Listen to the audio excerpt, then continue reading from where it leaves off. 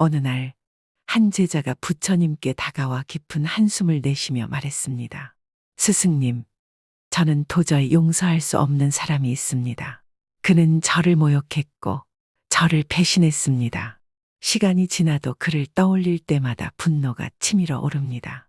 저는 어떻게 해야 합니까? 부처님께서는 조용히 미소 지으며 손에 작은 돌멩이를 하나 쥐어주셨습니다. 이 돌멩이를 꽉 쥐고 강으로 가보아라. 그리고 물이 차오를 때까지 손을 계속 쥐고 있어라. 제자는 부처님의 말씀대로 강가로 나아갔습니다. 처음엔 돌멩이가 가볍게 느껴졌지만 시간이 지나면서 손이 저려오고 점점 더 무거워지는 듯했습니다. 물이 손목까지 차올랐을 때 부처님께서 말씀하셨습니다. 이제 손을 펴보아라. 제자가 손을 펴자 돌멩이는 자연스럽게 물속으로 떨어졌습니다. 부처님께서는 그 모습을 지켜보시더니 조용히 물으셨습니다. 그 돌을 계속 쥐고 있는 것은 누구의 선택이었느냐? 제자는 머뭇거리며 대답했습니다. 제 선택이었습니다. 그로 인해 손이 아픈 것은 누구 때문이었느냐? 제 자신 때문이었습니다. 부처님께서는 고개를 끄덕이며 말씀하셨습니다.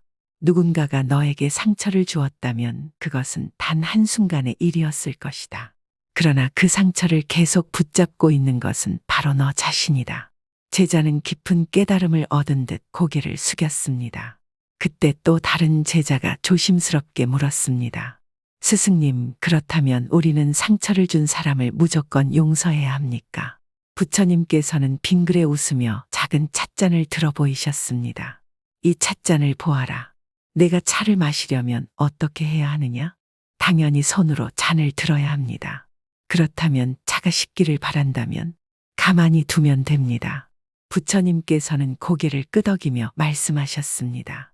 너의 분노도 마찬가지다. 그것을 움켜쥐고 있으면 결국 내가 고통받을 뿐이다. 하지만 가만히 두면 스스로 사그라들 것이다. 억지로 용서하려 하지 마라. 다만 그 감정을 쥐지 말고 그대로 바라보아라. 제자들은 부처님의 말씀을 깊이 새기며 조용히 고개를 끄덕였습니다. 잠시 후 한 제자가 다시 질문했습니다.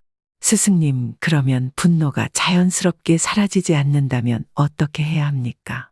저는 화가 나면 그 감정을 억누르거나 때로는 폭발시키고 후회하곤 합니다. 어떻게 하면 마음을 평온하게 유지할 수 있을까요? 부처님께서는 작은 모래 한 줌을 집어들며 말씀하셨습니다. 이 모래를 손에 쥐고 있거라.